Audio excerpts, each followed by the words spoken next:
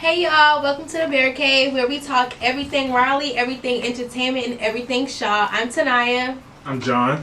And it's your boy Dede. And I know things look a little different today. Unfortunately, we do not have Anthony because he is in Baltimore for the CIAA. Clap it up. Yep. Cheering, doing his thing out there. You already know. And y'all, we have a special guest for y'all today, but stay tuned for that a little bit later. But first, we're going to get into our mental check-in and a little bit of some questions. Alright, starting with me. How everybody doing today? Everybody good? Yeah, pretty good.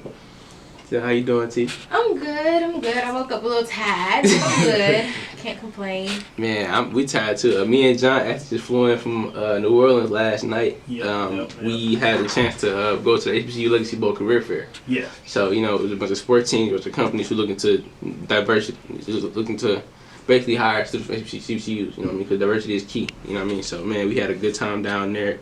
Appreciate everybody down there who looked out for us and that thing. But yeah, man, we tired, man. Yeah, definitely. It was a huge step in the right direction, especially being seniors this year, graduating in May, just getting out there, networking, getting that experience, and just looking to see what is really out there for us, the HBCU students. It was a crucial point in graduation. Cause I didn't want to leave New Orleans. So I looked for apartments. I'm like, man, I mean, that's all right.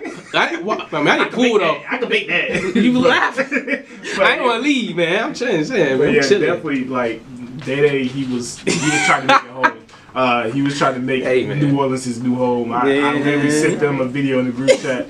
He got up early yesterday morning. He ironed his clothes. He was like, "I'm not coming back. I'm leaving. I'm staying here. I'm not coming back." After May, I'll be down there. Hey, we at that, man. I'm over here about New Orleans. You know what I mean? They pay out of the house right now though, but I don't like this. What? I told you I thought I was playing. Nope. How was the food though? The food. I know the food was good. The food was good. Unfortunately, we didn't try no beignets. Was that how you say it? Beignets, yeah. They did like the little donuts with the pop. Yeah, with the pot in the chocolate. No, we were too busy though. We had to, you know what I mean? But did y'all get some gumbo or no? No. And that's the thing. So I told Dede, I went down there with a checklist, a food checklist. I said, and literally yesterday I was so upset because I'm sitting there thinking about my checklist. I ain't trying nothing on my checklist. I ain't trying no king cake. I ain't trying no New Orleans jambalaya, no gumbo, no beignets. I was like, Daddy, we gotta come back. I ain't had no boudin. I ain't had no cracklings. I had nothing. But we did try this. We did try that one restaurant though. I forgot his name, but it had handmade pizza. It was like coal-fired pizza. Yeah, coal-fired pizza. Their pizza was dope though. You know what I mean? It was dope. The service was great. Listen, the one thing I like about when I go to different cities and towns is like their accent. So their accent down there was heavy. I'm saying, heavy. Accent down there was heavy. I'm looking like, dang. I can do that in a couple months. Get your money down here. Nah, but it was definitely dope to see. Met a lot of wonderful people. Made a lot of connections, you know. And yeah, for anybody HBCUs down there, just go. They throw it every year, I believe. So go to next year, man. Those connections are crucial in today's world. You know what I mean? Definitely. You know what I mean? It was a wonderful time. I can't complain. Definitely got something out of it. Maybe even some job opportunities after graduation. So I mean, they got a lot out there for us, and it's not just don't look at us and be like, oh, it's only for mass comm majors. No, it's for everybody. No, it's for everybody. Anybody can go down there and benefit from anything because it's not just NFL teams that go. It's multiple different outlets that you could do. It's a lot of sales people were there. A lot of people in every team needs medical. So I mean, it could be medical teams there and everything like that. Internships, the opportunities are endless with that. So I suggest if you didn't go this past year, definitely go next year. If you're gonna be in college still, definitely go. Definitely go. Nah, but while we going, what you was up to, T? I know you was all out and about though. I just had class, you know. I was in class. We had we watched. What we do? We watched like a Black Cloak comic, superhero stuff with Miss Shaw for our blog class, but Shaw not in the class. But I was just in class having work. Nothing really much going on with me for us. The same old. I told John, I said, it seemed like everybody else got some move 79 because Ant in Baltimore. Right. We know, and I said, Bryson T is just still stuck inside. Like, Dave, we gotta do something with them before we go, man, for sure. Definitely, for sure. Nah, but it's definitely been a good vibe though. But But everybody's good though. Everybody's been straight. You know, we got a couple more weeks left, y'all. Yeah. We out of here. I'm stressing a little bit with school though. Like I feel like it's just not enough time to do everything. Like we have class on Tuesday, stuff we do Thursday and Friday, and then I just feel like I don't have enough time for everything, and it's starting to like be a little stressful. But you know, take your time. You know what I'm saying? You know, I think it'll be good. Every time I was doing that same way too. I was up at 8 o'clock in the morning doing homework. Since I'm like, you ready? I'm like, I'm like, give me a minute, big dog. Type this paper up. Give me a minute, big dog. Give me a minute. But yeah, I feel like we're gonna be good. You know, I think this is our moment to shine. You know what I mean? What you in that meeting? You was in that meeting, right? Mm-hmm. Listen, so I don't know. Somebody told me that we got tickets for graduation. No, on the website it said we don't have no tickets. So me, so listen. But they were saying don't bring 20 people, babe. Don't tell me not to bring 20 people because there's no tickets. I can bring them if I want to. Oh, this over. Right. There's no tickets. Tell me not to bring. Boy, I made a group chat and said about 50 people. Hey, look, if y'all available, y'all can come. You know, I'm just make sure I get there early. Get there early. Cause don't be calling my phone. They whole entire family is gonna take over a whole plane. To come down here and see them graduate. I ain't mad at it either. That's gonna be me too. And I already told my family, I said, look, that I didn't even say what it was. I said 10 a.m. Raleigh Convention Center, May 13th. Everyone caught the gist, except for my mama. What'd you say? What's that? Mama. That's your Mother's Day gift. That's what it is. That degree. But yeah. Like I was like, yeah, first come, first serve. There's no tickets. So y'all better get there early because you know everybody else gonna be there. Right, and we gotta be in the gym at 7:30. That means get up at 4 o'clock. That means be ready by 5 o'clock. Out the house by 6 o'clock. At the gym by 6:30. Definitely. I told Mama, I said, listen, you can invite whoever you want, but we're gonna pack me first because if you invite somebody like a cousin I fucked in 4 years. We got a problem. Who you at the past 4 years? I was struggling in school. Facts. So I need to listen for she sending me something. I'm gonna check out who the Uncle Earl. Uncle Earl. What you mean? I'm going to Earl 4 years. For graduation, or y'all just want to tell people? I don't get a text.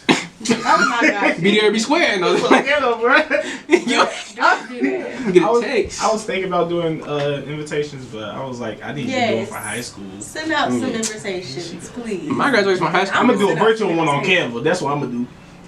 I'm just. What? I'm gonna do a virtual one on Canva. I'm not kidding. I never heard it. I never heard it. That's why you save money. You do a virtual one on Canva. Yeah, I heard that. Saving money is crucial in these times too. The way gas is. Tell me a little something about Canva. Bro, eggs is over $8. You said what? Eggs is over $8 at the food line. Last week I walked past y'all. I did double take. I said $8 for my eggs. But I'm gonna buy me a chicken myself and get to plug it in the backyard. Eggs $8 and y'all want me to pay for some graduation invitations.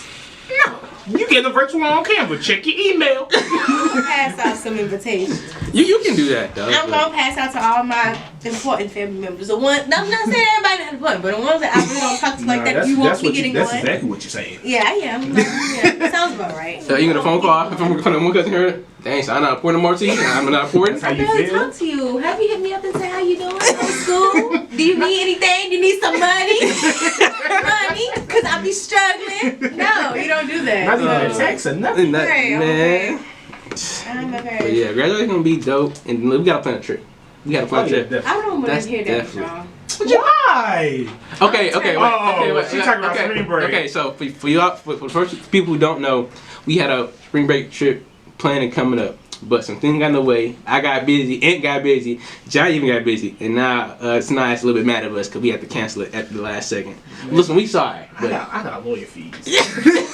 Like I got a speed ticket. I got lawyer fees. That's the problem. You're waiting. My court date March 1st. This Wednesday. Yeah, I understand. That's on me. Hey, I take the blame. Hey, John, that's on me. Hey John, tell what your parents said. Oh my gosh, bro. My parents, I went home because they know, but you guys don't. But last weekend, I went to Atlanta, so I had to go home. I went to Atlanta for a concert with my sisters. So I go in the house. My parents talk about something. I didn't even get a hi. Hey, how you doing? Nothing. Were you speeding on the way up here? No. And then, alright, cause next speeding ticket you get an Equinox. I hate that Equinox. I have a Nissan Altima now. I love estimating your time. Right. You was flying getting here. That's how my dad. Right, like stop It clocking took you me. 4 hours to get here. You already here already. You flying on that highway? No, I'm not, Dad. Yes, you are flying on that highway because you got here too fast. That's what my dad said. I'm like, bro, it was just no traffic. He was like, man, it take an hour and 15 to get from Raleigh to Fayetteville. Right. How you get here? You just told me you live. Right. It take about an hour. That's it. If it ain't no traffic, it takes nothing more than an hour to get to Fayetteville from where I'm at. I'm sorry. Well, how far is Raleigh from Maryland? Like 4 hours. Okay. Well, for me, it's 4 hours. Well, that ain't nothing. That ain't really nothing. That ain't bad at all. It's not, but sometimes I get bored and lonely because it be me, myself, and I in a car, and sometimes I get tired of listening to music. So sometimes I just listen to the wind when I'm just driving, and sometimes I be wanting to have someone to talk to. So I'll be bored, but so you think you bored? You don't call nobody on the phone? No, not really. I mean, I gotta drive 17 hours. No, I'm from Milwaukee, Wisconsin, up north. In 17 hours, I remember I made that drive coming down here. Listen, I don't know. Did you make a stop or you did it all the way straight? I did about 2 stops, but they're like bathroom stops though. Oh no, I'm saying like you didn't stop anywhere, like To get something to eat? no, to like stay the night. No. 17 hours straight. Can't do it. Listen, talk about bored. I thought I was daydreaming. I was driving one time. You But when you came down here, you wasn't by yourself. No, I came with my boy. Say. I came by myself though. No, I came with my partners, my boys. Shout out to them. Yeah, but I was still bored though. 17 hours in the car, just in the car. Just like you can't move, you can't do nothing. Yeah, You just talk. that leg get cramped. Oh my god! And Driving. I hate making stops. Yeah. I be trying to go straight through. I be trying to get all my snacks and stuff before I get on the road because I'm not stopping. You gotta pee. You better hold it. You better bring an extra cup because I'm not stopping. See, me, I love driving. They know me. Whenever we all go out together, it's either me driving or Bryce because they don't like that. I can't stand driving. So I love me some driving.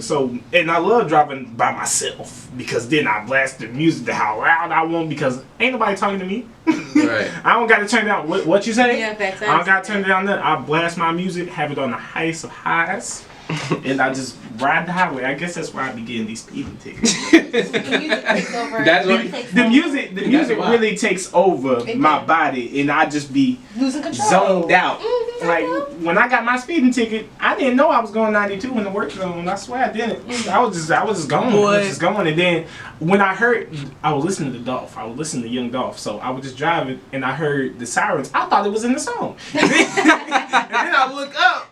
I'm in my review. I was like, dang. That ain't in the song. There's some blue lights behind me. I said, let me pull over. And then I pulled over. She was like, sir, are you okay? I said, yes, ma'am. I'm sorry. You're going 92 in the 55. I said, oh. I'm sorry. I did not know that. Yeah, you gotta be like, I'm so sorry. Yeah, she was like, do you own this car? No, it's in my mom's name. It's my mom's name. Well, let me just see your license then. I'm like, oh, man. I know what that means. Had to call my pops. My dad was not feeling it. He won't upset because he was like, I get it, you're young, but you need to slow down. There ain't no sense in it. You ain't getting nowhere any faster. Just slow down. Go to speed limit. Right. Don't agree with him. My dad be saying the same thing. No, I think like driving yourself just depends on what type of music you listen to at the time. Like with the speed of it. So let's say you R&B. Like, I know R&B. Let's go R&B. 55 for sure. Yeah, you gonna be cruising. Yeah, you going some hip hop. I might keep the 70-75. some pop like some Miley Cyrus. A cool 65. For real. But yeah, I think it's really depending on your mood though. Especially driving at night too. Yeah, I hate driving at night.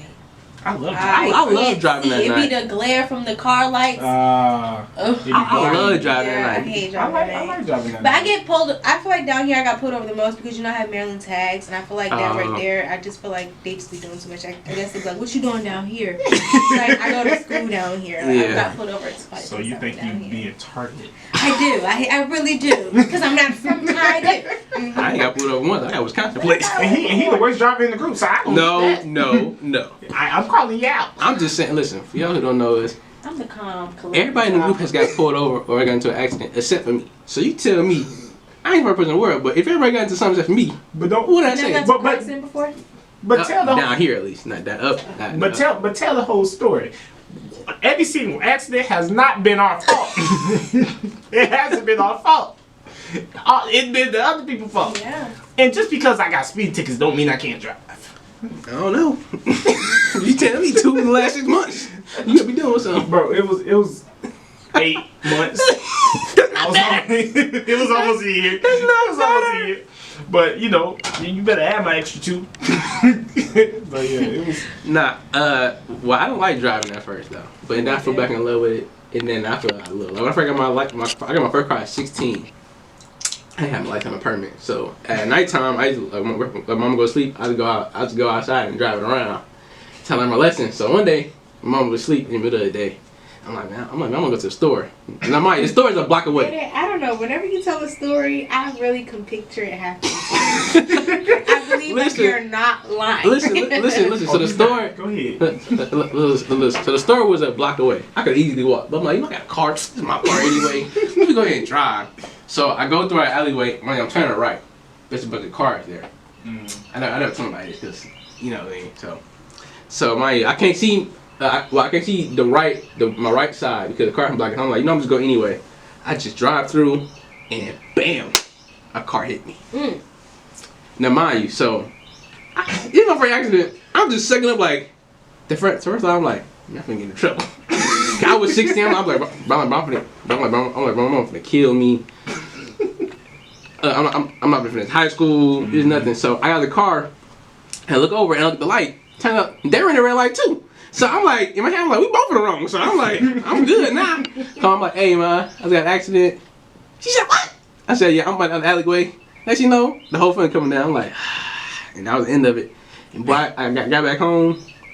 Dumbful. For the next few months, I was like in the military. Get up, go eat, go sleep, no TV. I'm like, dang, man, you got in the military? Where'd you get that background from? But yeah, that was my first accident. And I haven't gotten into one since though. I got into one real bad accident. Like it was real bad. They had to total my car. Mm-hmm. But it was to this, you know, let me not, because I was finna be. It was to this guy. We're in the lanes. Lanes. It's 2 lanes. On this side, on the right side of me, it's the light. You know, in this car waiting to go to turn. Y'all following me? Right. Yeah. Boom. This is me. This is the car. I'm just driving up. Boom. He just hit this, not paying attention. I don't know what it was. Not using that mirror. But all I'm doing is just, cruising. Bang. Yeah. Which made me hit to the other car. That car hit the pole. And it was a Cadillac.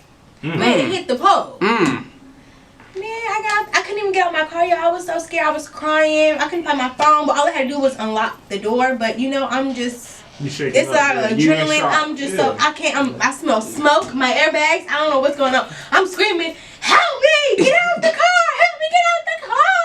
Crying, pulling on the door. The lady's like, she comes outside her car. She's trying to open the door. She's like, I can't get in. I can't. I said, oh my God, I'm about to die. I'm about to burn. The car about to blow up. The car about to blow up. We gotta get me out this car. So I'm like, let me just I hit the unlock button. It opens. That's okay, good. I get out the car. I'm crying. I get out the car. I'm yelling at the man that hit me because I'm like, how?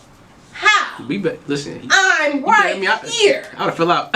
I'm getting a check. My back. You know what? My leg. I can't feel my legs. Mama, please.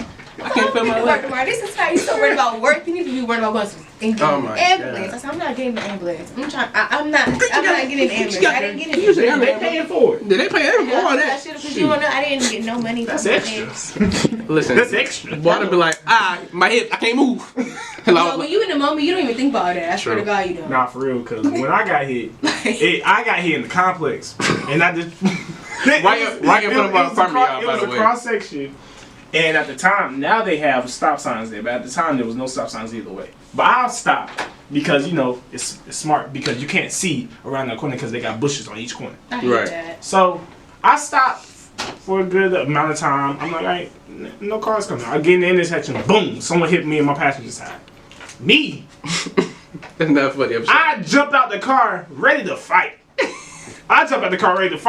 I'm like, man. Then I just looked at my car. And I'm like, oh my goodness, my car. And I was so upset. I was just like, well, if you just call my mama, let her know. Hey, mama, I just got hit. Was it your fault? No, it wasn't my fault. Yes. I was like, it wasn't my fault. You okay? Yeah, I'm good, mama. I'm good. It just hit me on my passenger side. You still in the car? No, I got out the car. FaceTime me. Alright. Yeah, I showed her everything. Listen. It was a mess. So then, John's girlfriend called me, right? I'm at work, by the way. So I get a phone call. I'm like, let me answer. I'm like, yeah, what's up? The first thing Janae gonna say is that John got hit. And that's all she said. So I don't know if he okay. If he not, I'm like, what? I don't know if he hurt. Nothing. All she said was John got hit. I said, what? I was like, John got hit. I'm thinking like, do I gotta pack up and go? I'm like, I'm getting my stuff. And then I called my girlfriend who was with her at the time. I'm like, what happened? And I'm like, is he okay? And she'll say, he's fine. I said, okay.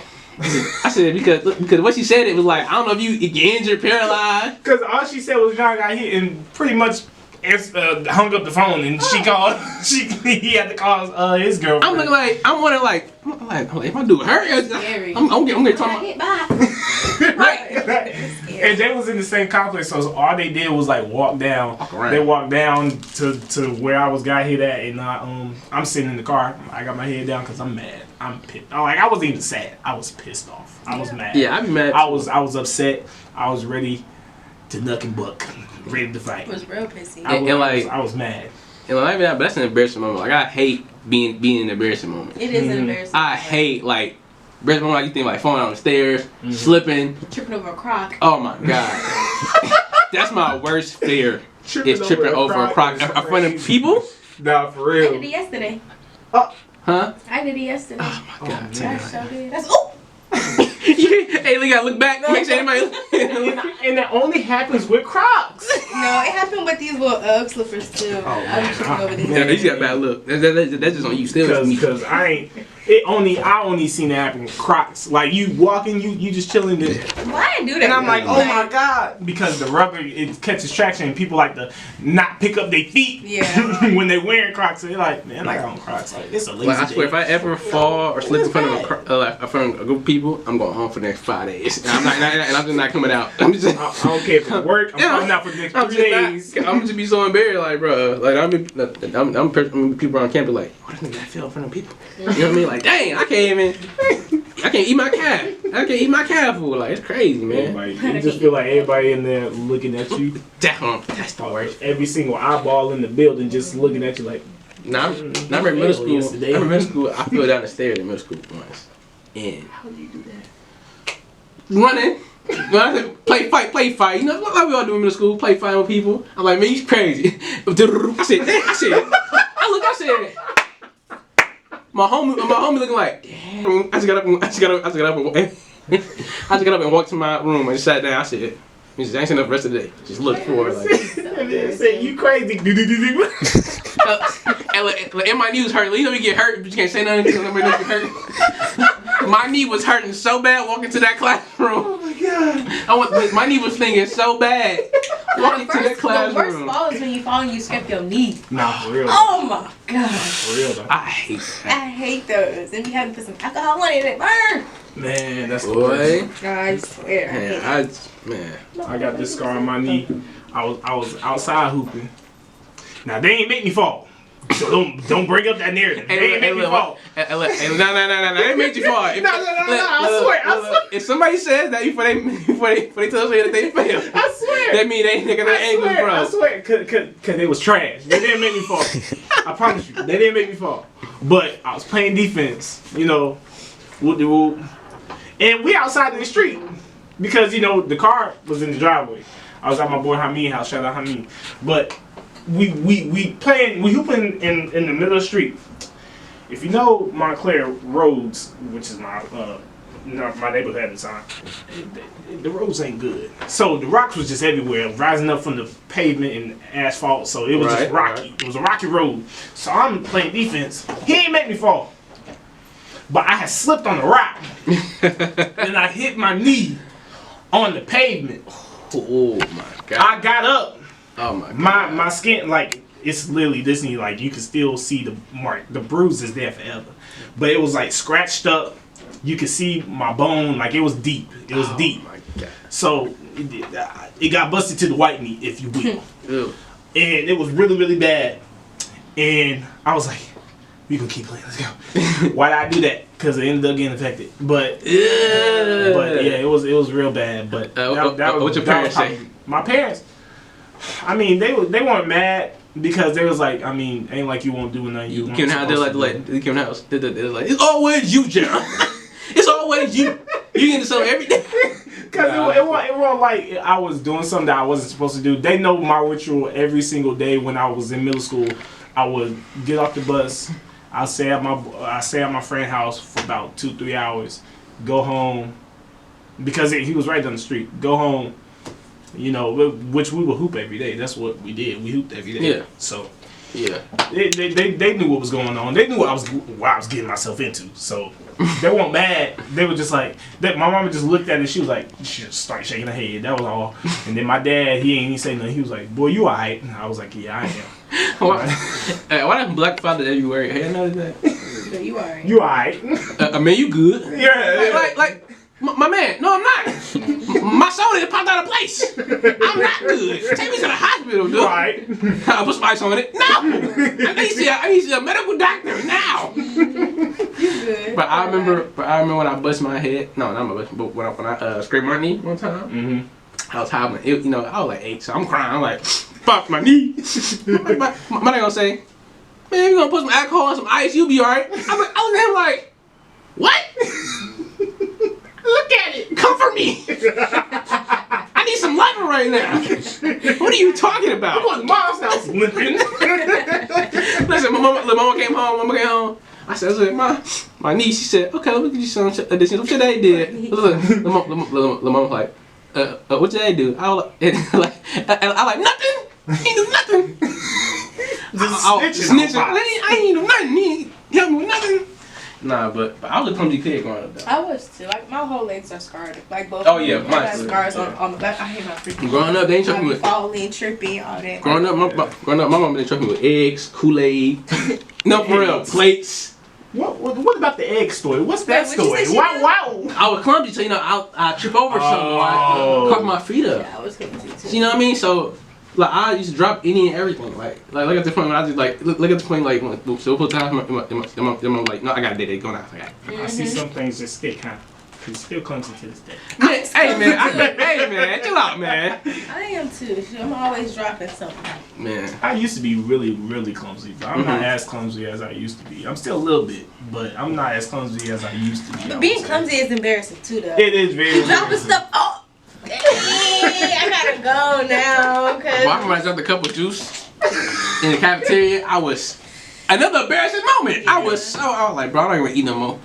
I'm done. I ain't even hungry no more. I lost my I appetite. can just go eat in my room. Right. Yeah, clumsy I is. can't. I'm finna order some food. Forget it. You know what? Look at the McDonald's cross street. Right. McDonald's cross street.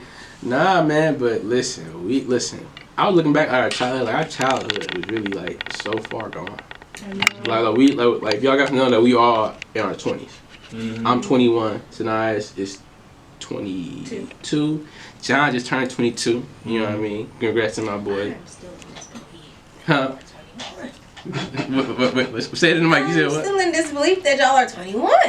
I'm 22 now. I'm thinking we all are the same freaking age. You only want 1 year before us. It doesn't matter. Oh I'm my still God. thinking Oh we all my God. locked Like in she and 30. switching up. She acting like she 30 and we 20 something. So if y'all didn't know how we all got together, so we wasn't friends last year. No. Well, we started talking last year, but we weren't close. So listen, but Point blank, I didn't like John, Bryson, nor Daddy.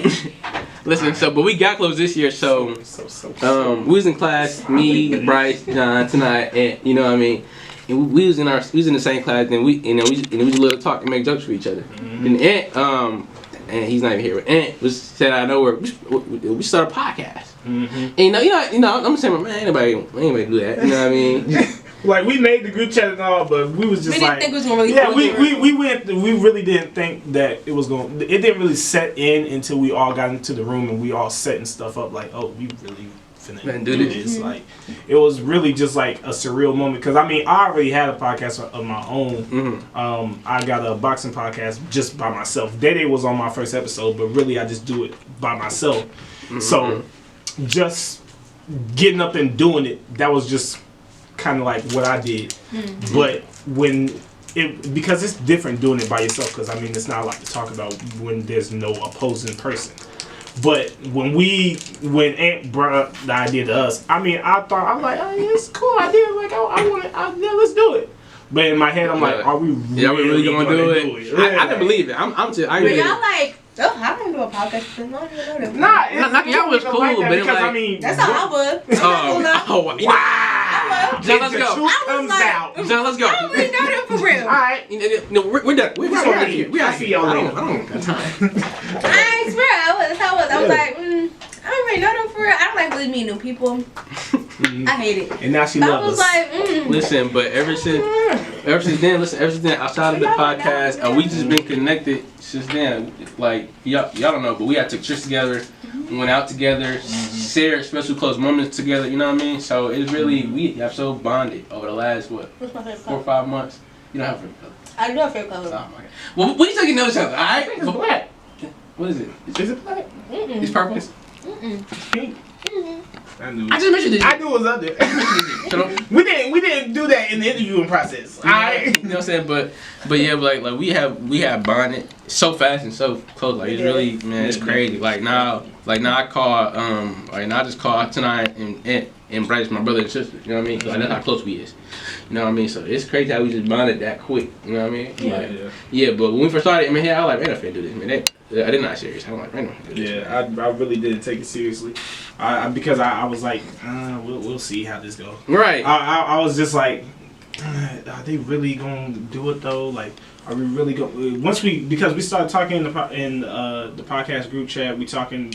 I feel like when we started to go get the pictures and stuff, that's what we knew. Once we really started investing, because we was trying to really do up this room, and like actually when we started putting on our own money, like out of our own pockets, that's when I was like, okay, we're getting somewhere. But I wasn't fully sold on it. I was like, I mean, this plane went up about $15, and we all pitched in for it. Right. And the pictures that he already had them. Ain't like we just bought them. Right. So I'm like, I was like, okay, I see a little. It's gone. But I was like, yeah, I mean, somebody just stole it. I feel nah. He took them down at the end of the semester. Yeah. But yeah, I was like, it's a little something, but I was still like on the fence, like, are we really gonna do this, and are we really gonna be dedicated to it, and are we really gonna make it happen? But once we actually got in here, we actually started talking. We had a whole agenda, and building the agenda, going through the motions of actually starting the podcast. That's when I was like, oh, like this is real. Like, we're gonna do this. And then once we actually started filming, I'm like, we actually legitimately have good chemistry. It didn't get real for me until I really saved all y'all numbers. That's how I knew it was gonna be real. Because I remember I had Dede number unsaved for the longest. I don't know why. Because I remember when you had talked. I'm out of here. I'll just leave right now. Because I remember when you had texted me and you was like, sorry for your loss when my granddad had passed. Oh yeah. I had your number unsaved and I was like, who the heck is this? And I was sitting there trying to like sit there for a good minute, but I was like, I don't want to just be like, thank you, but not know who this is. I'm like, who is this? She had to go to the group chat. That's crazy. I found out that I said, you know what, let me say these numbers. But that's how I knew, everything was going to be perfect. And it didn't get real for me with this podcast is when we did our first episode. Oh, yeah. So whenever everybody like, you ready to meet up this time? I'm like, okay. And then we decided, like you said before, John, like, our chemistry just been so good. Like we always feed off each other energy vibes, bouncing off the walls. You know what I mean? So yeah. You know what I mean? This podcast has been a blessing. You know what I mean? Definitely. You know what I mean? So many opportunities and grateful for anything that's come with it. You know what I mean? I met a bunch of people. For y'all know, I came down here by myself. You know what I mean? I don't got a family down here. I just came to college, so university by myself. So you know what I mean? And I got a handful of people I can call on any day of the week who are on my back. So man, I'm just grateful that you know what I mean. It's even happened. For real. Right, definitely. For me, I came down here from Fayetteville. I didn't even want to go here. I promise you I didn't. I came here with a plan to be here my first semester, get my GPA up, and transfer. That was my plan, because when it came to my dream school, Shaw was nowhere to be found on my list. Shaw found me. Yeah, I'm exactly. Like that. Shaw found me, definitely. I mean, I had a cousin who graduated from Shaw, so I knew of Shaw, but it was never like a yeah, exactly. I definitely want to go there. It didn't really hit me until I'm like, I'm not afraid to say it, I was a slacker in high school. My GPA was terrible.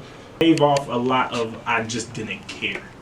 Like in high school, I just did not care. I was like, this ain't gonna affect my life. I'm learning about stuff that I'm probably not even gonna be asked in 2 years. So I really didn't. It didn't really settle in. So I was a real slacker. I did not care. That was why my freshman year I was ineligible for basketball the second half of the season. It was bad.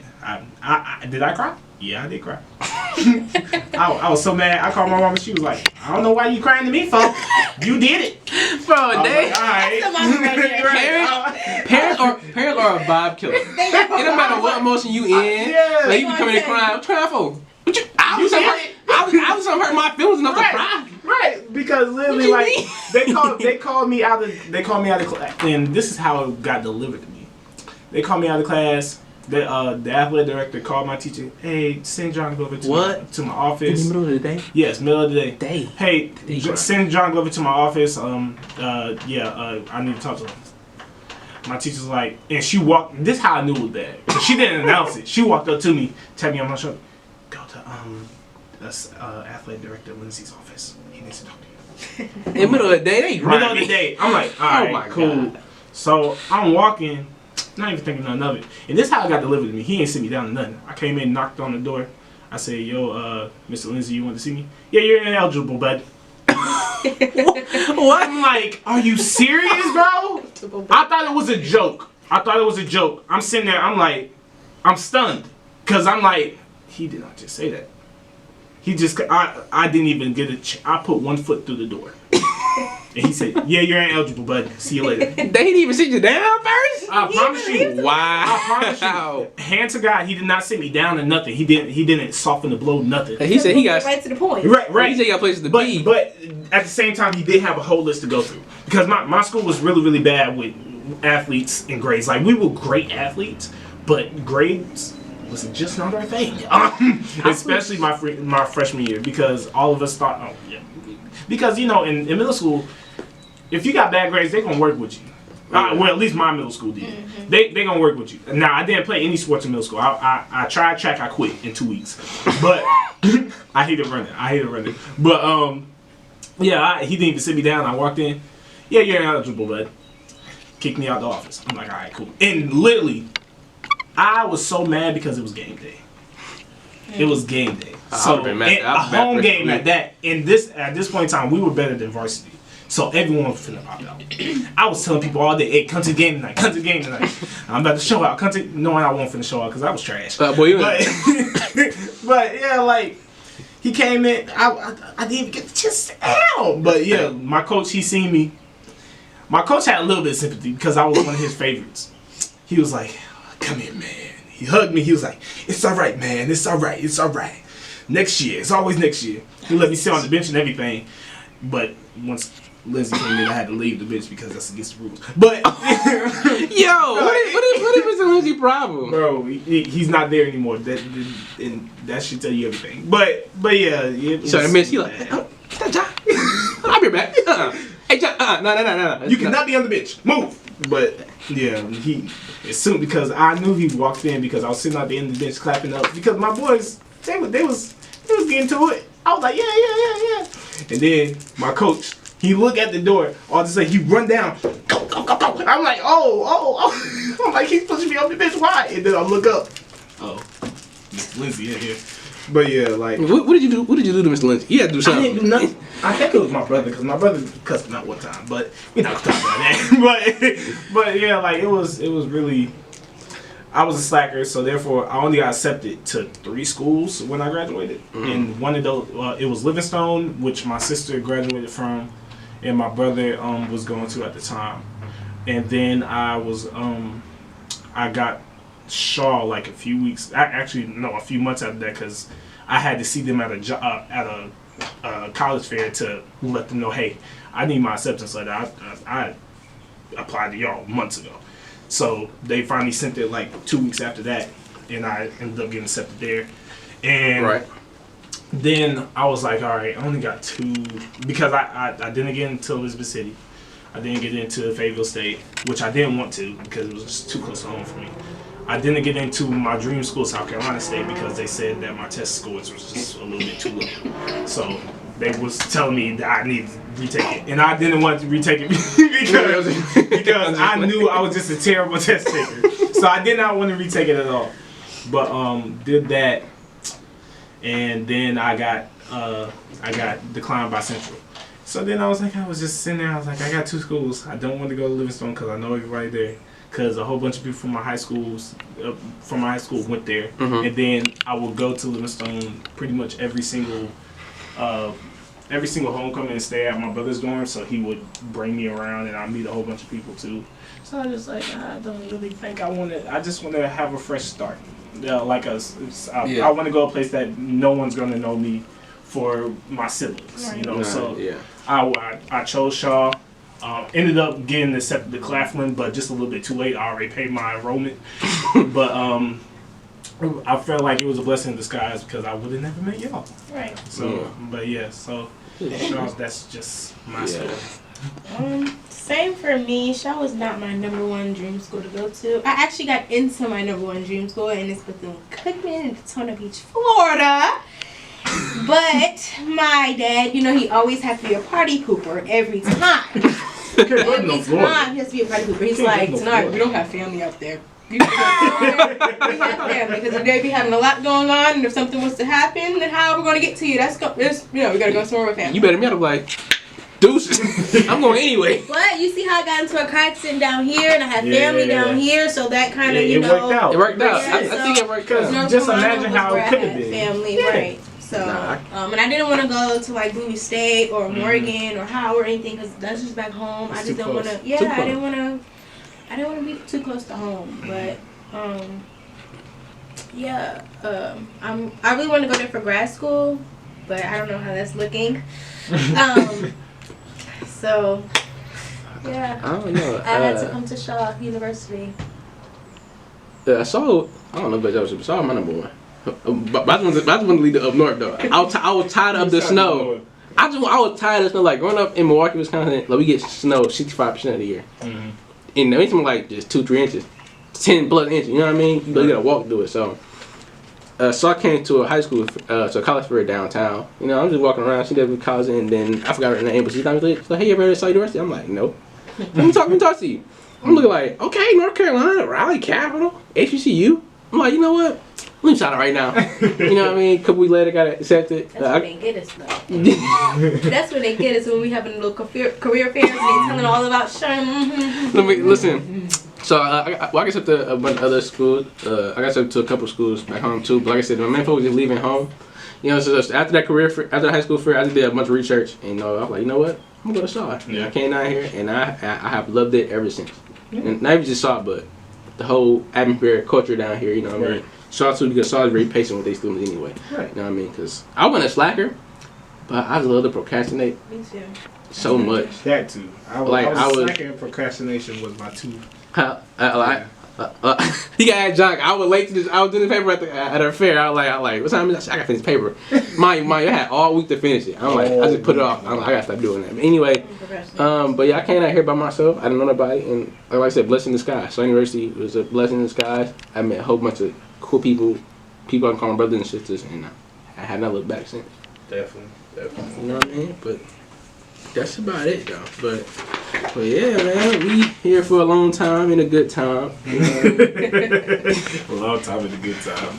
Right. But yeah, like I said, we touched on graduation a lot.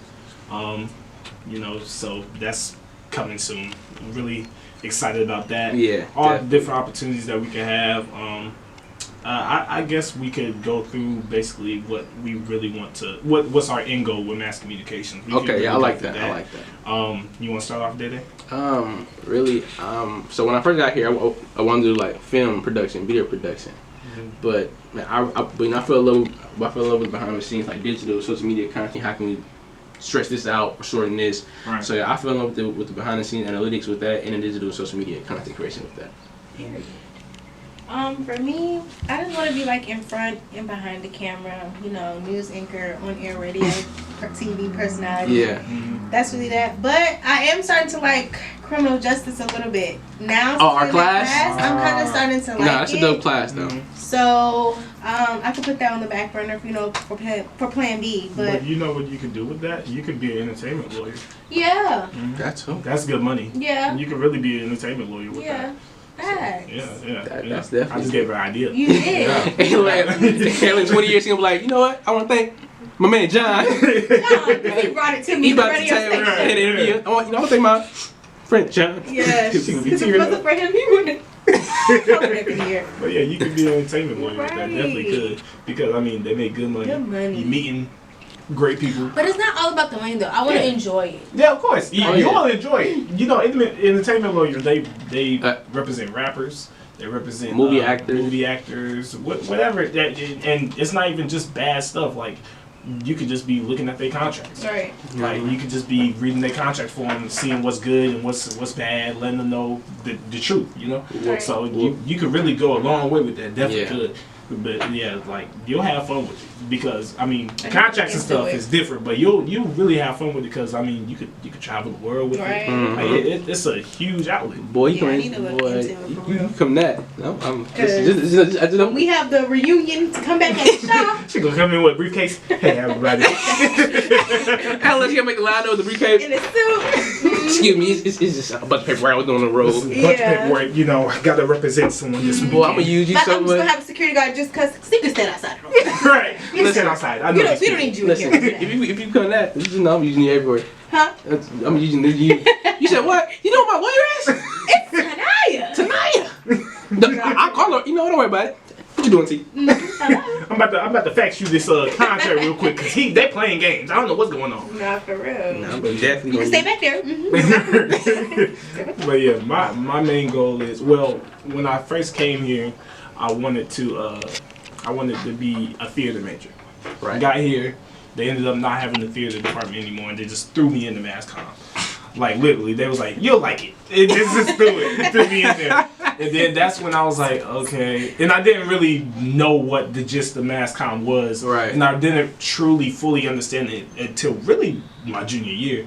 Once I got in touch with me and Dede's mentor, Jay Bell, and I started doing camera operations for him and stuff like that. And I'm like, I'm really kind of swift with this. Like, I'm kind of alright. So I was, doing live production with that. So, but the end goal for me, once I actually started going with mass comm, the end goal for me is to own my own production studio. I want to make movies, make TV shows, which I've been writing and creating scripts since I was like in middle school anyway. Right. So that was always a big part of me anyway. But I also figured out that I love to act when I got into high school and everything like that. So really, that's really my main end goal. I just want to have my own production company. That was about it. Boy, I'm gonna be using both of y'all. Do you know who I know? I know D. I know D. John Glover. Me, I'm like, well, I'll call right now. What you doing? Right? Man, FaceTime me right now. These people don't believe me. Look, I told you, we close. Thank you. Yeah, man, I'm right here, man. They be on that. Nah. That's Ken. That's kinfolk. Listen, man, and just for the background, don't you got a John has a short film coming out too. We ain't have to bring that up. Yeah, hey man, talk about it. You know what I'm saying? But, Let's I talk mean, about it. Yeah, I had an epiphany the other day. Basically, I want to create a short film. Dede came up with the name, so I guess he can be my executive producer. Nah, it's on a percentage. or I'm gonna call my lawyer tonight. He's gonna come get you. Sorry, if I get my percentage, it's over. But yeah, it's gonna be called Till I Fade Away. I've been working on the character list, trying to get this script started. Just been running everywhere. But the whole idea of it basically is it's gonna be following a girl that maybe Tadaya, if she got time. It will be me. If she got time, but it's gonna follow a girl. Basically, she coming to school, just unfortunately had a boyfriend, ends up passing away, and she's trying to, she's focused on school, but at the same time, she starts gaining interest in another boy for the first time since, the guy had passed. And then once she starts having these feelings, she starts seeing her ex-boyfriend who passed away. And then, basically not seeing him like in person, but seeing him like as a ghost, right? Basically. And what is he doing as a ghost? Like he's just like saying stuff or being there? Yeah. So basically, he's just walking her through the whole process of just being available to love again. Right. So basically, just following her, and he's not going to leave her side. Yeah, he's just not going to leave her side until she's able to love again. Hence the name "Till I Fade Away." So yeah, that's kind of what I'm working on. That's my big project that I'm working on right now. But yes, enough about me though. What do you guys have planned? Me, I has been on YouTube for a while, so I'm close to 700 subscribers. You know what I mean? I gotta be consistent. You know what I mean? I just started taking it seriously not too long ago. You know what I mean? No! Don't clap now! Don't clap now tonight. No, you work by myself and make me kill. You know what I mean? Yeah, definitely. What about you tonight? Did you wanna go? I really want to start my own YouTube too and a podcast as well for myself. I just don't know how to really start, y'all. No, solo. Y'all. Oh my god. I just don't really know how to start and push myself because I can really get real lazy. Just start.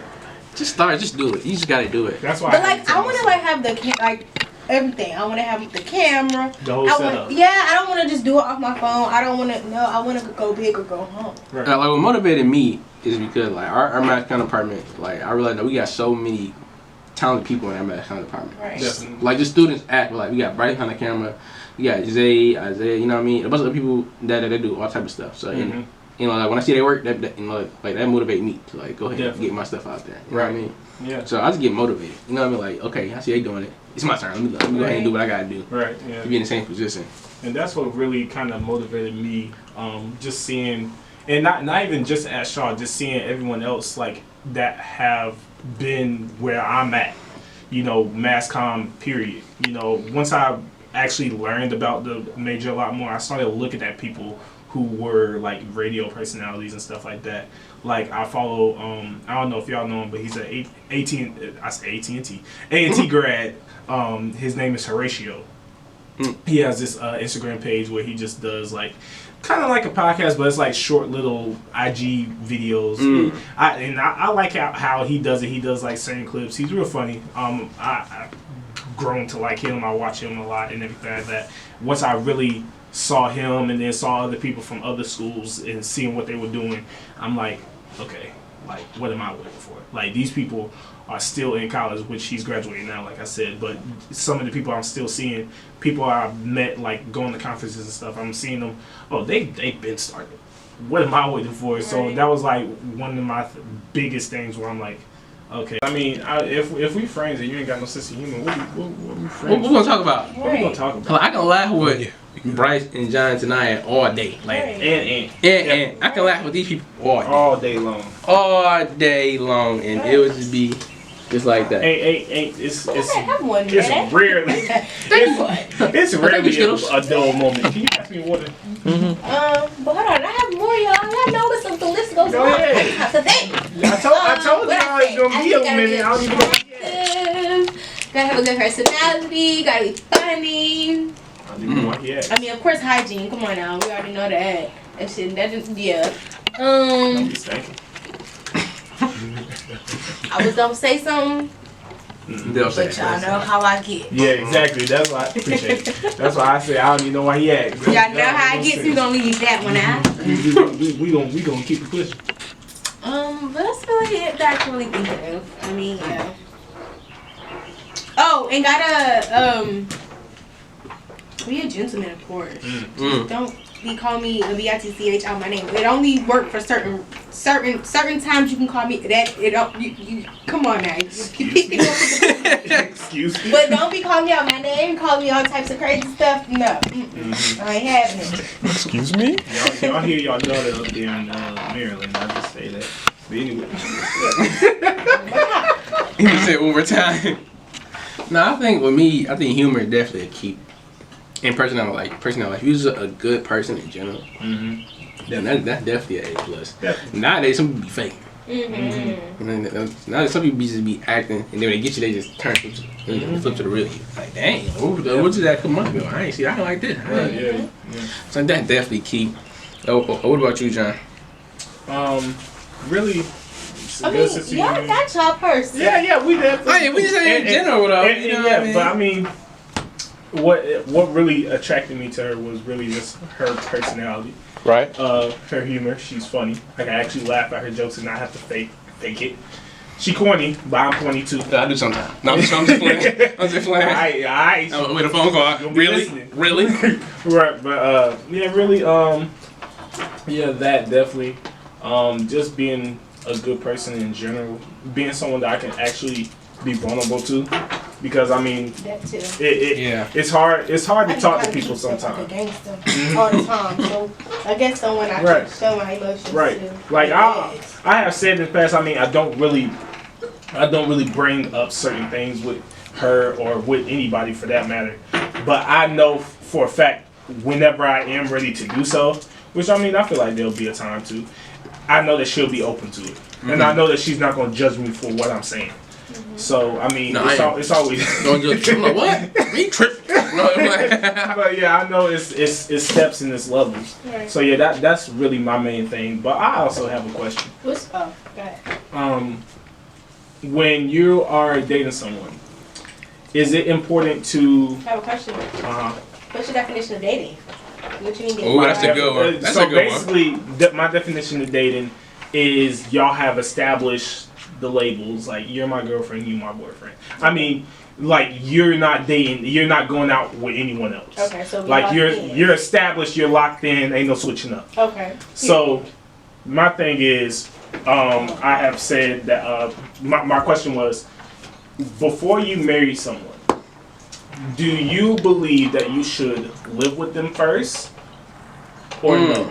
Because a lot of people say, you know, you don't know the real person that you're dating until you're living with them. That's so true. Do y'all believe in that, or do y'all want to say, oh no, I'm not gonna live with someone until I'm actually married to them?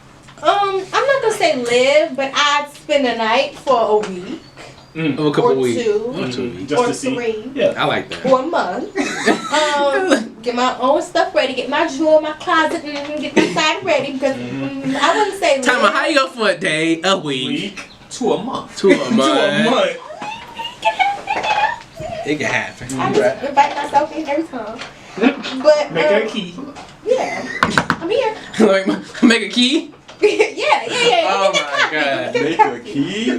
Make a key, that's crazy. That's kind of crazy. I don't know, T, you may. But we're locked in though. You're right. True. That's true. You're locked in. Yeah, of course. Like if y'all really establish that what y'all really are doing, I feel like there's no issue with actually being right. Oh man. Talk about surprises. I like the Crocs. You got the Crocs. I wear Crocs. I wasn't going to get them, but that's Hey, look, I got Crocs too. Listen, we. man, comfortable, bro. Like, Well, now it seems like we got someone in the room. Go ahead and introduce them, Day. what's going on? Hey man, you know. No, you go ahead. No, it's definitely what you do. So, we have a special person in the building, aka Desi Alexander. How you doing today, man? Good, man. Thank you for having me, man. Glad to be around you guys, man. Been a little journey, but yeah, I made it. So, yeah. Definitely. Yeah, hey, man, how you doing today, man? This your first time in Raleigh? Have you been to Raleigh before? I've been to Raleigh a couple times, mostly mainly comedy show stuff. So Yeah. Yeah, man, love it out here. It's always love. Always got the nice houses out here. That's why everybody moved out here. From They definitely nice houses. Listen, listen, man. So we want to take it. Just want to say thank you for coming on here to talk with us. If you know, my name is John. My name is Day Day. This is my co-host John. This is my co-host Tanaya, and our co-host Ant, who can't be here, but I'm pretty sure he wants to go ahead and go crazy. Of So course, yeah. let's get started, man. Let's see what we got going on. man. Let's go. What's the first segment, John? What's the first segment? All right, so first segment is going to be just basically talk about tour life. You know, you've been on tour with Just Hilarious. You got a show. You had a show last night in Raleigh. Got a show tonight. So just really, how has it been on tour? Like, is it surreal? Like, how do you feel about it? Yeah, it's been like a light switch, man. It's like you work as a stand-up comedian on your up and coming days, your open mic days to get to this point.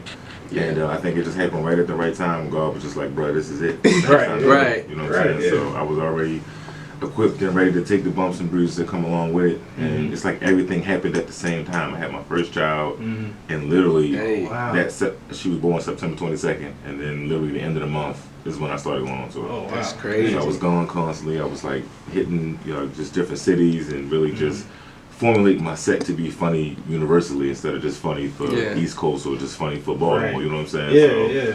And it was definitely a culture shock, and but I was ready for it. You know what I'm saying? So yeah. And I think that's key for comedians to be like all around funny for each city or town or culture. Any demographic. Exactly. And still be yourself. Exactly. So, and I had to like really monitor my accent. So not a lot of people understand us. So our accent is very, you can tell you from So I had to kind of really slow down and really like look at why people was like looking at me find like, what was that word you said? So I had to really like change, not change my accent, but make sure some of the words were spoken correctly so y'all can understand. Right. Now, what's the best city you have performed at so far? Because I know you performed really all over the United States, like Cali, all that good stuff. So I feel like once you there, when you go, it's always love. Yeah. It changes every year, man. At first it was always New York, because New York is what made me stronger. Baltimore is where I got my personality and my cadence from, and it started with New York. Then once I started going on tour, it became New Jersey, because that was a place where I would just book shows and just do new material and try new stuff. Because you got every city you go to, your fans start to know your stuff and know who you are. Right. And New Jersey came out like my second little slide home on the low. Then Atlanta. Atlanta was where I went because they always come out to support. Yeah. Chicago is a comedy place too, man. They love comedy. They just love hearing what stories you got to tell. So it changes every year, man. It really does. So yeah, I'm just glad to be able to travel as much and do it. So. You got a question too? I do. I'm from Maryland myself. Baltimore has some good and bad areas. So what was it like for you stepping out as a comedian coming from Baltimore? I'm from Baltimore. It was the stigma of Baltimore being such a wild, violent place. Right. You already know, like, we from being in Baltimore, everywhere you go at, like, oh, you from the wire. That's what you made it. How you make it out? I'm like, like shooting every day around. There's some good areas in Baltimore too, but just having to explain that all the time, being very talented and funny on stage, it kind of removes away that stigma for people to be really like, oh, it's really people enjoying life in Baltimore. Okay, all right. So yeah, that's what it's been, man. So coming out of Baltimore, like I love being like one of the only, like, there's a lot of us in Baltimore. I like to shine a light on Baltimore City. So every time I get on stage, I always say I'm from Baltimore. So we can have more eyes on the city, showing there's a lot more talented people out there. So it really gave me an opportunity to do that.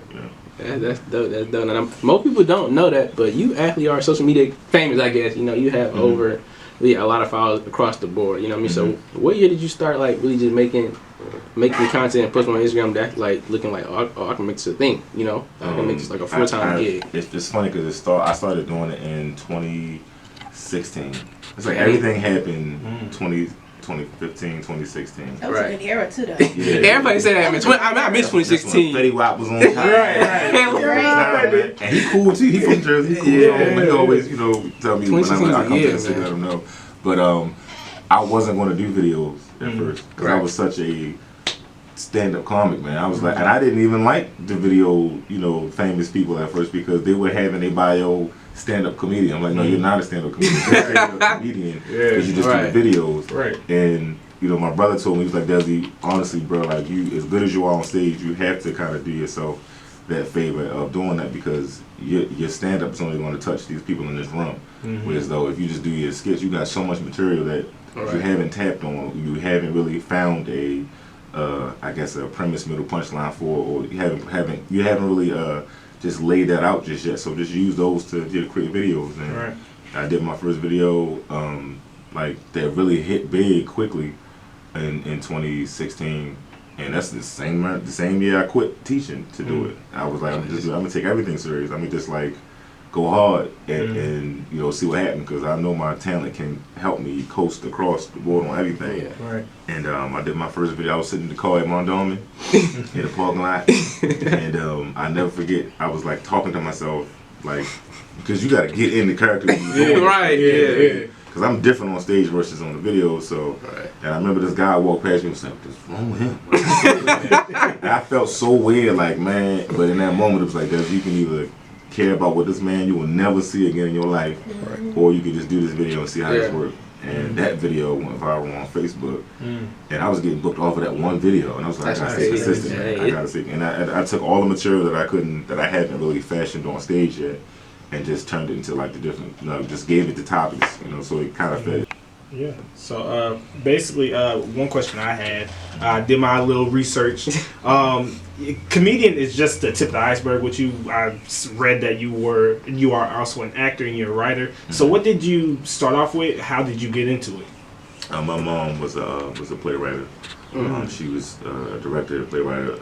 She did a lot of plays for the Arena Playhouse in Baltimore. One of the biggest, prestigious, I guess I would say, like, theaters in the city that we all grew up knowing, love, and I was just always in her productions growing up, and it was something. It gave me culture. That's what I always tell people, like, put your kids and stuff, no matter what it is, because you never know if they're gonna circle back around to it. Right. And they already have that in there, in the chamber. There's something good that they do they don't even know they can do. And like, my mother just kept me and stuff, man. Like, she would just bust in my room. I'm 9 years old. She busting in with a script like your name Junebug. I'm like, Mom, not Junebug. I'm 9. I was like, well, you just remember. You can go outside and remember the script. Right. And she would do that to me and my brother monthly. And I went through the high school thing, played ball, and it's kind of like I kind of slid back into it. I got tricked because it was like after school. You know how they had programs after school, like the debate team and the chess team and stuff like that. Right, and I remember like walking past the cafeteria and there was mad boxes of pizza, and there was mad girls in there. And the dude was like, "What's going on in here?" He was like, "This drama class." I was like, "What's drama?" He's like, "It's just you just act out scenes and improv and stuff." He was like, "If you can stay in here if you act out this scene. If you and I looked at my boy. Basketball season was over. I'm looking at my boy like I was like, "Oh, this girl's in here, free pizza." All I gotta do is just act this scene. That's a deadly combo. Yep. And I acted it out and I liked it. And then my mother was like, "I've been had you doing this stuff." You know what I'm saying? So, but basketball was kind of like the divided between it was either basketball or just getting to theater some kind of way. Right. That's definitely dope. Yeah. Well, circle back to the school thing. Like, I read up that you was actually a teacher by day and then a comedy by night. Just talk about that experience, like how you like that, like turn that switch off, like the teacher, and then just go out to the comedy clubs and be yourself. Yeah. Like after I got fired from Sprint, and I got fired from Sprint because of a script that I came up with. And That's crazy. I was so. You know how you get into a script and you can't leave it alone. You just have mad scenes that you have to. I got to get this idea out. I got to get this scene out. Right. And working at Sprint, it's like when you work in sales in general, at a job that you just don't feel passionate about. Like, my rule is, if I go in the mirror and wake up in the morning before work and I look at myself too many times in the mirror, like, bruh, I hate my life. I'm like, yo, something has to change. Yeah, you know what I'm saying? And I latched onto the script, man, and I couldn't leave it alone, bruh. And I wasn't. The last 2-3 months, I wasn't getting no sales because I was just like not into it. I didn't care. And last month, I wrote 12 episodes in like a week. That's how deep I was into the script. And I was emailing myself the scenes. I was like in my work email. I know they saw it. Like, why? I'm in the emailing myself. I was zoned in, and customers coming in the store. I'm like, yeah, go over there. I'm just and then once I got fired from there, I had this little period where I was just like hella broke. I didn't know what I was doing, but I knew stand up was the thing. I was like, this is like my grind time. So, and people always noticed I was good with kids, and one of my coworkers was like, "You always just make kids laugh. You always just like be yelling at people's kids, and you don't never get in trouble for it. Like, you know how kids be bad." I'd be like, "Hey, leave that alone. You're trying to pay bills." The parents would look at me like, "Thank you. I'm just trying my best." And one of my coworkers, she worked with a company that was like a substitute teacher company, and she just plugged me in with them, and then I, went on tour at different schools. Right. Yeah. And the stress of being a sub, man. Any ever tried that? Being a sub? I ain't never tried that. You don't know where you going until the night before. They email you like midnight, like you gonna be at Cranbrook Mall for all day. At a school? At a school, you don't know what school you're going to. That's why subs be late. So that's why they don't know. So they would send me different places, man. I got banned from one school. You know what I'm saying? I got banned because they tricked me, man. I was supposed to do I forgot what the subject was. It was like health or something like that, and it was in a classroom. There was no chairs. It was just 2 mats on the floor. Some hood school. I was like, what's going on in my life? And it was like, they just like, they come in when the bell rang. The kids came in, and I was like, what y'all be doing in there? They said, we play pin the mat. And then, what? I said, what's that? It's like when we try to pin each other on the mat. It's like for strength and stuff. Alright. I'm like, alright. Well, go ahead. Look, it was in there wrestling the whole. It's giving wrestling. I've been there being a referee, like, you lost silver. It was kids crying, like, go to the office. You gotta, and when I say it was like 15 kids in the nurse's office with knots on their head. But when it came by, like, what you doing up in here? The principal came in there like, what is going on in here? It's like 30 kids in here from this room. Oh, they're the losers, They gotta win. And they said, you gotta go to the office at the end of the day, and to go, get my paperwork. And I was like, yeah, you got banned. You can't come here no more. And it was like 5-6 kids sitting there with and then one of them was like, I'm sorry, sir, we don't never do that. And they didn't trick you. And they didn't trick you, man. We just that's why you got a knot on your head. That we just want to play. But the one school that Halliburton, the one school that latched on to me, I was there for like a week. Mm-hmm. And it was like, the principal was like, well, I want to hire you outside of that company to be here permanently because you've become very popular within this week. Every kid in here know who you are, and you kind of set the standard for a lot of teachers that have been here for a while.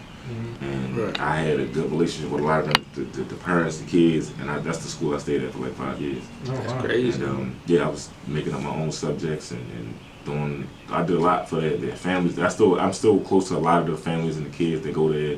It's funny because a lot of them are grown now. It's just weird, man. So, that's what I was doing during the day. And then at night, I was doing stand-up. I've been doing stand-up since, I've been doing stand-up for 20 years. So I always say it's the same year LeBron came in, it's the same year I started doing stand-up. You know what I'm saying? I'm 2.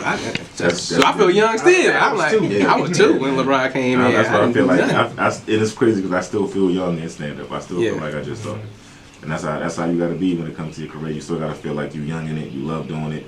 It's not a job, it's just a blessing to be able to do this, you know what I'm saying? So, but teaching was daytime and then it was comedy at night.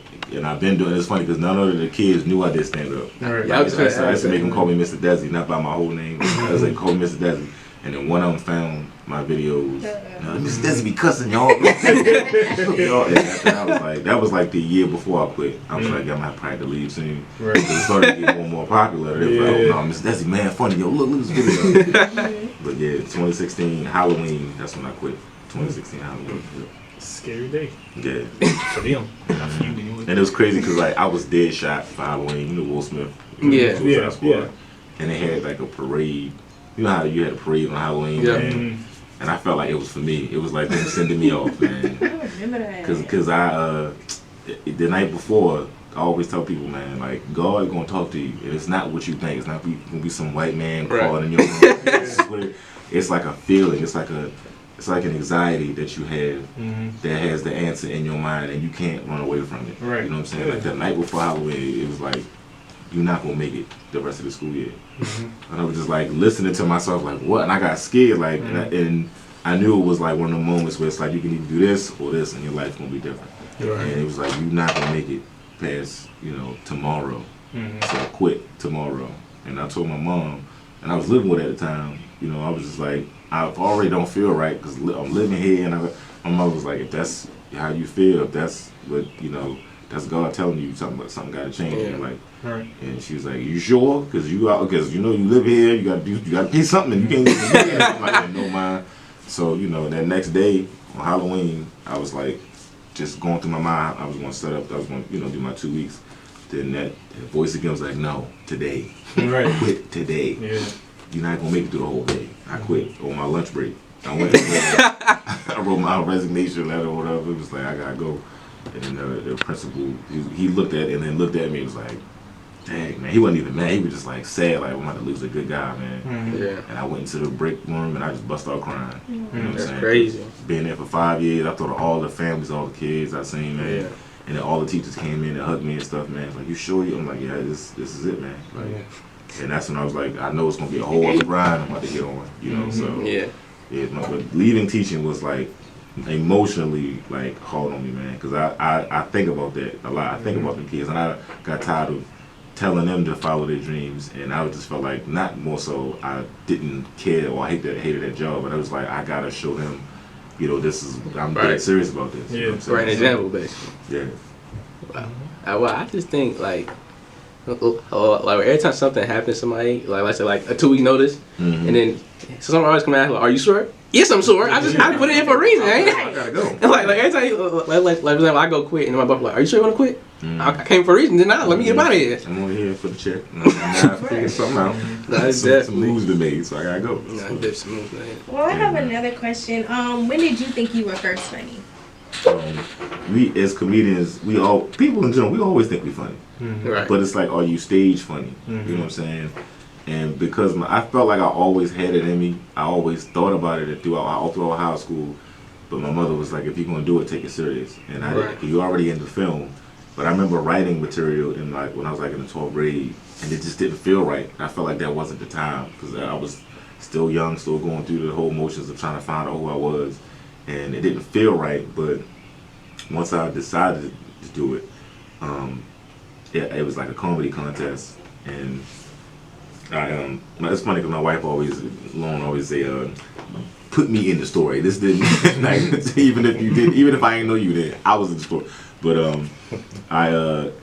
my ex at the time, we was at a restaurant at Burke's downtown, and we was eating in the comedy clubs upstairs.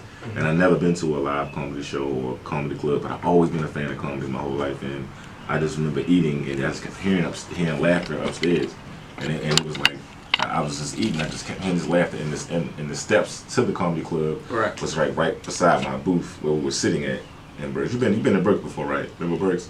Mm-hmm. No. Burke's was like right there on Pratt Street downtown. It's Royal Farms now downtown. I've been to Royal Farms. Yeah, downtown. yeah, and it was like the steps was right behind me. And you walk up the steps, and the comedy club was above the restaurant. I kept hearing laughing, and it was like, no, it's a comedy club up there. And I just sat there, and it was like one of them moments, one of them forks in a row, like this wasn't put here for no reason. You know what I'm saying? Stand up and go. And it was like it's a show going on. You can sign up, and I signed up for it. Went to my job, I signed up, sent out emails to all my family, and they came out. And I was nervous, but it was like I felt like this is what I'm supposed to be doing. Because once I got on that stage, and I told my first joke, and I just remembered like the whole crowd in front of me laughing. And I just like that moment was like, I'm gonna do this for the rest of my life. This is it. Nervous though and be like, I wonder if they're not gonna laugh at me. I get nervous every show. Right. I think that's the key to it. If you still feel like you're scared or nervous about something, and that's your heart telling you this is what you're passionate about. You want to be great. You want to be good. Right. You want to deliver. You know what I'm saying? So I have that feeling every time I get on stage, like it was the first time I'm on stage every night. You know what I'm saying? So but I was really like sitting there holding the mic, like I felt like I was watching TV. Like they laughing at me. Oh, all right, cool. And then I sat down and started. And then the rest of I did like 10 minutes my first time on stage, and then I got eliminated because I was supposed to do 5 minutes. And he was like, "No, you're not supposed to do. You're supposed to have your timing together. Right. Nobody sits down. Only Bill Cosby sits down. You haven't earned that yet." You know what I'm saying? And a couple OGs was giving me the the couple of gems and stuff. And they was like, "How long you been doing stand-up?" I was like, "Today." It's like, "You lying." I was like, this is it. This is that. And I thought, like, I guess I tried comedy. That's what it is. And Right, knocked it out the park. Knocked it out the park, and now I'm gonna move on with my life. I don't know what I'm gonna do. And but after that, that's when everybody, like a lot of like comedians, were reaching out to me to be in other stuff and do other shows, and I started to get into the comedy world of where to find places to perform at. So and I just kept going. Well, next segment I got is gonna be we're gonna set time for 20 seconds, and I'm gonna give you rapid fire questions that you gotta answer. Wait, You gotta 10 answer. seconds. If you not- time, bro. Now, if you're not comfortable with answering, you can pass. But I mean, we gonna talk about you later. But nah, let me stop. But yeah, It's just we questions. just quick questions. One, someone set the timer for 20 seconds. You got me, Daddy? I got it. All right. You know I got it. And all right, first question. Favorite movie? Bad Boys. Favorite food? Seafood, crab cakes. Favorite sports team? That's the hard Ravens. I said Ravens. Favorite artist? Favorite artist. J. Cole. Okay. Stuck on the desert, what do you bring? My phone. That's it? That's it. No water. I look at my phone. No water? I look on the phone. That ain't answer him though. Favorite The animal? Favorite animal, I would say any type of bird. Favorite first job? First job, man, I was in a campaign for this dude that was running for mayor in Baltimore, and he tricked us and didn't pay us. I forgot what Hey, it was. man. That was my first job. Go to karaoke song. Say it again. Go to karaoke song. Karaoke song. 9 in the Afternoon by Panic at the Disco. Oh, that's Random, that's right? I ain't heard that in a minute. Guilty pleasure, ice cream. All right, that's all I got. He did. Hey, listen. Thank you, man. Appreciate He's it. about 30 seconds up, but we're gonna take it Yeah, anyway. you know, we ain't gonna talk about you, but we gonna talk about you. Yeah, definitely. No Where the water at? You ain't gonna have no service. The husband come over, you be live like this all day I'm long. gonna be entertained until my battery dies. You ain't gonna have no service. I'm gonna just look at my apps and stuff that I already got. And I go to the settings. You know what's funny, yo? You know what's funny? Like I really be entertained by myself. Like my wife, Lauren, she be like, "Something wrong with you? Are you laughing at yourself?" I be like, "Yeah." You gonna look at the videos they got. I be looking at my notes, man. Like people think I be texting. I just be looking at my notes and stuff that I be writing with jokes and stuff like that. I be really entertained, man. Like sometimes, yo, I just love my own company. There's nothing wrong with that. You ever just be by yourself? Yeah. Like, man, I just like being by my. I ain't even gotta be like being around a whole bunch of people. I just by myself, just chilling, just giggling that stuff. just chilling. Hey, let's just check the settings when I let tell me her, just settings. like, you sitting there laughing at your own jokes. Something wrong with you. Like, I'm sorry, man. I'm funny sometimes. Man, no, they cool. That's one of John's favorite artists right there. Oh yeah. But yeah, Ray was at the show last night, man. Oh, you what? I seen that actually. Oh, Yeah, I'm from cool Fayetteville as too, hell, man. I'm from Fayetteville, so Some people you Yeah. think they be too thuggish, or Yeah, too like yeah. hard to be like goofy, but he's Yeah. funny, man. yeah, nah, He's cool as hell, hilarious. man. Yeah. It's funny because I met around the time I was like turned up. It was like it was New Year's. I think it was the New Year's that I quit. I met Beanie Siegel, man. Oh wow. Oh, That's one of my wow. favorite hip hop artists, man. And I was New Year's drunk. You Right. know, the difference between being drunk and New Year's. New Year's drunk is just like you just love I that. Yo, we bring the New Year, y'all. And I flow for the having night, you like Bruh, this. yes, yo. I met Beanie Siegel. I'm in his face like, what would it take? Right. He looking at me like, just take this damn picture. I'm sorry. I was excited. I ain't know I was gonna meet you. You know what I'm saying? Cause I had went from one party to another one. He was just in there taking pictures of people, man. And I was already just turned. Right. Man, I was like, oh, Beanie Siegel. Man, I fanned out. As a grown man, I fanned out, yo. Oh my God. Oh my Because State God. Property was like the black man's boy band. That was our boy band. You know what I'm saying? I was man hype. That was y'all One Direction. Yeah, that was our One Direction, man. I was excited as all was. That's how when I met Kalani. Oh man, I met Kalani, I was just stuck like, you gotta keep the composure. can I shut You my gotta keep the composure. You be trying your best. Like I'm gonna hold it together. I get like that with comedians, man. Like I'm a comedian, man. Like I love comedy. You know what I'm saying? And I fan out, but sometimes when you around these comedians, you gotta like compose yourself because they be giving you gems and like telling you stuff that you need to know throughout your journey that's gonna help. Right.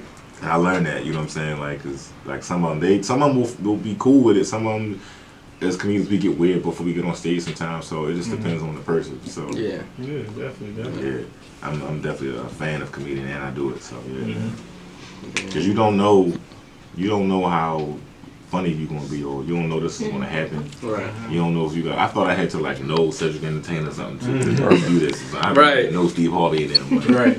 But it's just like finding your way in this, man. Right. You know, and is that there's gonna be. I always tell people when you do stand up, it's gonna be a period where you gotta figure out if you want to still do this or not. Cause like the infatuation phase, that's like the first 2 years, 2-3 years. Everybody come to your shows, your co-workers, your family. Right. After that 2 years, You gotta find your real. you gotta find your real what, because people ain't coming to your shows no more. Right. Nobody know you. You gotta come up with new material because people, I already heard that set. I already heard this set. So it's that little period of time where you figure out if you built for this or not, man. Yeah, I think that's what make or break. Really. Yeah, that little make or break there, man. It's tough. A lot of people ain't make it through that. A lot of people was like, I'm gonna go back to work. I can't do this. This is stressful. Like, I'm calling my old job. And the cost sprint. Yeah, man.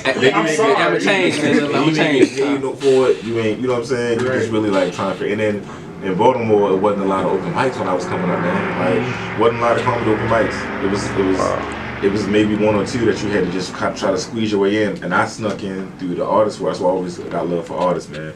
I snuck in through the artists. Like the open mics for music and poetry. Right. I would sneak into them events and lie and say I was a poet. Just to get on stage. Just to get on stage. And I would do a set. And they'd be like, Surprise. when is gonna start this? Surprise. And then we get off Like, thank you. Like, Surprise, you're laughing now. They got no song or nothing. Right. You ain't gonna snap at me, you gonna laugh. That's why I always have love for the art community, man, because they dig more up here, man. Up here in Texas and Atlanta. Everybody think gonna move to Atlanta. Just blow up. Hey, look, everybody's they want to go to Atlanta. They go It don't work like that. It don't like that. But yeah, this is you gotta find your way. And sometimes in other cities you do. If people think I live in Atlanta, you gotta be there. So like, you don't live there. I'm like, nah, I still live in Baltimore. So I just be moving around so much. But Atlanta's one of the places I go at least like 4 or 5 times a year to perform and stuff. So I never go just to like go chill. Right. Like, a lot of my friends up there be like, yo, just go hang out. I'm like, I just had 2 shows. Like, you don't never just come up here and just hang out and just sit down somewhere. I'm like, nah, I don't. I'm sorry. Man. But yeah, I try to tell a lot of young artists, man, find your way on the stage, man. Because I was in New York, I had a show, and this OG was telling the young guy, man, you only get on comedy show stages. You don't ever just perform anywhere because it's not set for comedy. I'm like, that's the point. That's what's gonna make you better. Right. You know what I'm saying? And them open mics, man, them poetry nights, everybody always beat. Everybody got sandals on and stuff. You know what I'm saying? And I'm in there just like waiting. I would lie every time. You know, I would get up there. They never got the hint.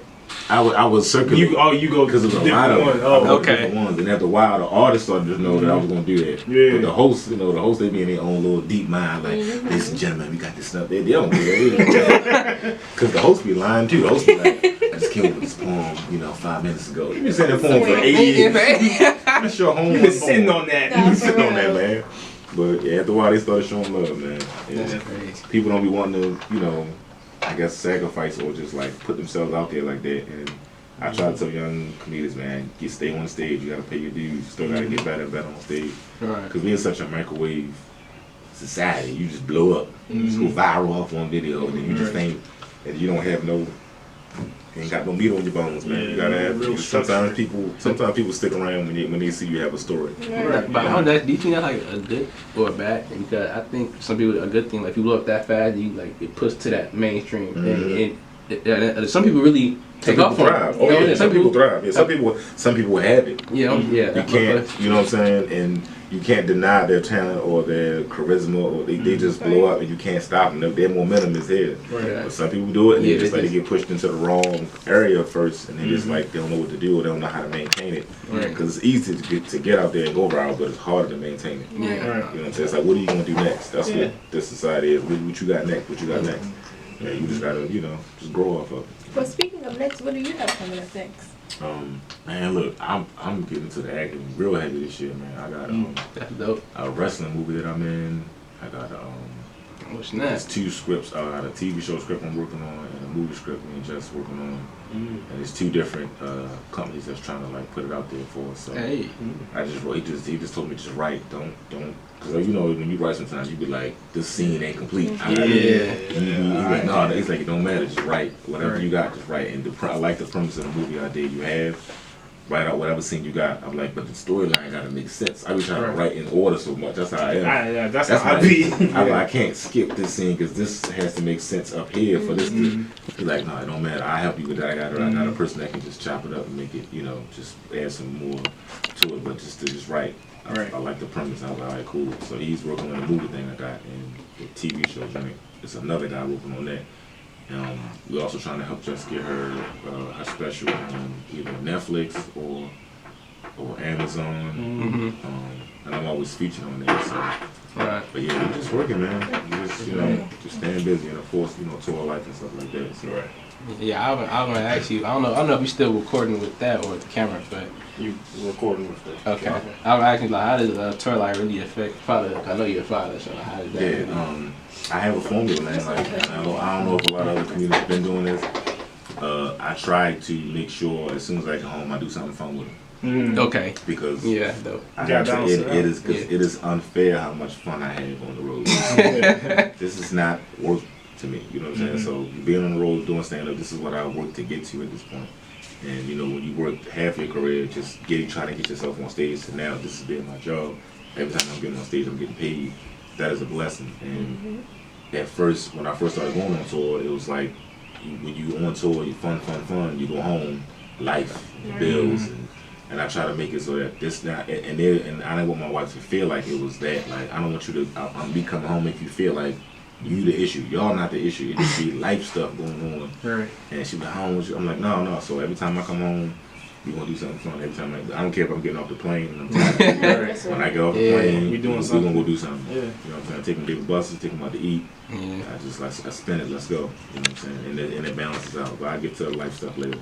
Yeah, I think balancing out is the key to like any type of job. You gotta have work-life balance just to keep sane. Yeah, man. If you got too much of one, everything else is just like it's I know it's some communities, brother, don't even want to go home. It's some communities I know that don't even have. I was in the green room with a community. He was like, "Yo, my son called me. I would just be like, what you want?" Oh, hey yo. Teenage man, I just be like, "What you want? How much?"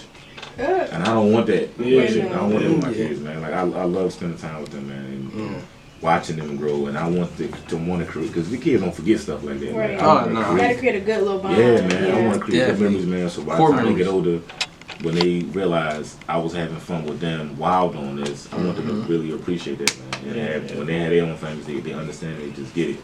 Like, Daddy was stressed. He's still doing this. Like, I don't know how, but yeah, that balance is key, man. Because not a lot of comedians even have a tight bond. They look at comedy. This the only happy part of my life. That's crazy. So I think that's crazy. So who makes you laugh? Like when you watching something, they're gonna get you right every time. That's a good question. Every time. Like my Richard Pryor. That's my Richard Pryor. Okay. Like, I just listen to. Sometimes I try to like not listen to him for a long time, so I like laugh at something that I didn't laugh at first. Right. And now I'm realizing that it affects my mood when I listen to Richard Pryor. Richard Pryor, the same thing with like how I said how different cities change my favorite. Different comedians every other year or Joe month, it changes. Like sometimes I listen to Earthquake and just be down laughing, or I just be quiet and it just changed my mood, man. Like I be going through some stuff, man, and just hearing their voices, man, and hearing how much they enjoy being up there, and how the crowd enjoy them, and then like you start to do research on stuff, and you will hear a certain laugh. Like a lot of people don't know a lot of the, like it's like a really high pitched laugh in the background of Richard Pryor, some of his sets. And that's Paul Mooney laughing.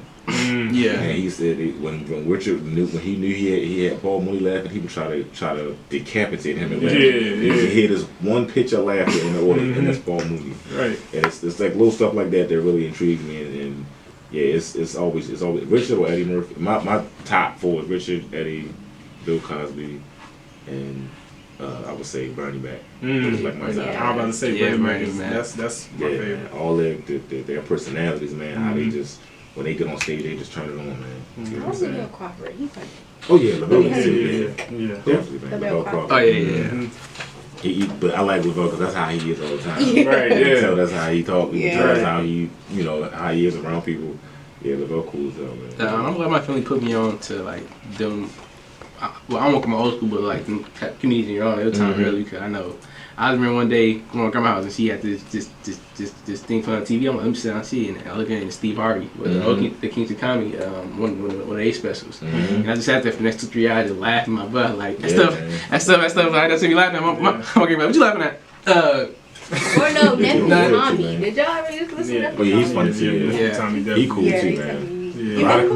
A lot of comedians just be cool, man. Yeah. Like you think because they have a certain prestige, you can't like this. Because I always look at myself as the up and coming comic, and you just be in a room with a man, they just give you gems and just talk to you, man. And a lot of coming up in comedy up until this point, I ain't have a lot of OGs, the ones that give you advice and talk to you. You gotta take it. It's room for everybody. Yeah, Everybody gotta you know what I'm saying? Well, everybody can eat. That's why every time a young comedian reach out to me, I send a paragraph worth of stuff. I call them because this was exactly. So I don't want nobody to have to fall down the wrong paths like I did. So gotta help them learn, man. Can't nobody take from you. Right. Yeah. I know I had a question. 5 minutes. I know I had a question. I know people think that comedians are really like restricted nowadays, so they can't say too much or something. Yeah. So my question to you, how do you like move necessary type of material just to make sure you don't like piss nobody off? You know what I mean? It has to be funny. A lot of times people try to go dark or go to a certain extent of a topic, knowing it's touchy. Right. But if it's funny and it's not out of malice, then go for it. You know what I'm saying? 'Cause at the same time, we don't want to water nothing down for y'all as comedians. We want y'all to feel like he's tippy-toeing around these topics. We came here to laugh, but you still have your people in the crowd that's going to be offended by whatever you say. Right. You know what I'm saying? So it's really like pick and choose. Like I like as far as like gay stuff. Like I have like 3 or 4 gay friends who I pitch jokes to. And all 3 of them are a different type of sensitive. So if it's 2 out of 3, then I'll use it. You know what I'm saying? Most of the time, like if they're offended by that, man, then there's something wrong with it. You know what I'm saying? And I like to think, I like to get into people's minds before I tell a joke or present something, because everybody has feelings at the same time. Yeah. It really is hard for comedians to adjust. And unless you a jerk, it's like most of the time we're just trying to make you laugh, make you look at life in a different perspective. But yeah, it is tough, man. I got gay jokes that I just give to Jess. I can't say that. You say it. Yeah. One more question that I had. Basically, I seen on your website that you have a lot of stuff that are kind of introverted type of things. So being an introvert, how is it being also a comedian, knowing that you have to be on stage and have to make people laugh? Like I said, I like my own company. Right. And it's just a personality you have to turn on. Like somebody's gonna be like, I don't know how you get on stage for a whole hour and talk all that stuff. You can get off stage and you just ball up into a corner somewhere. Right. It's like you just loving your own company and just kind of it kind of helps you take in the room, the energy of the room, and you just kind of you just like to observe stuff. Right. A lot of being an introvert is just you liking to observe everything around you and learning about your environment and just being quiet, just watch. Like most of the time, the quietest person in the room know everything that's going on. That'd be me. Like, I play dumb on purpose, right? Because then nobody won't bother you. Right. You know what I'm saying? You just play dumb, just be quiet, and you be knowing everything. You know how everybody's vibe is. You know how you see altercations happen before they happen. Right. You just be sitting like, oh, you better flip out. And it's like you're entertaining yourself. So it's fun being an introvert. But yeah, I always turn, as soon as I get off stage, I just turn it off and go hide somewhere. Like, something wrong with you, man. How you doing? Yeah. That's about it. Everybody good? You want to close it out? I can close it out. Well, I just want to say thank you to our guy Desi. I was in there again, popping up on this. Huge shout out to our professor, Burrell, behind making us a week all good. Shout out to Sloan University. Shout out to everybody. You had the show tonight. Yes. I forgot what time it is. I just looked at it too. One is 7:30 show and a 10:15 show tonight. Yep. Right here in Raleigh, North Carolina. Go check that out. And that's the end of it. See y'all guys next time. Peace. Thank y'all for having me. Appreciate it, man.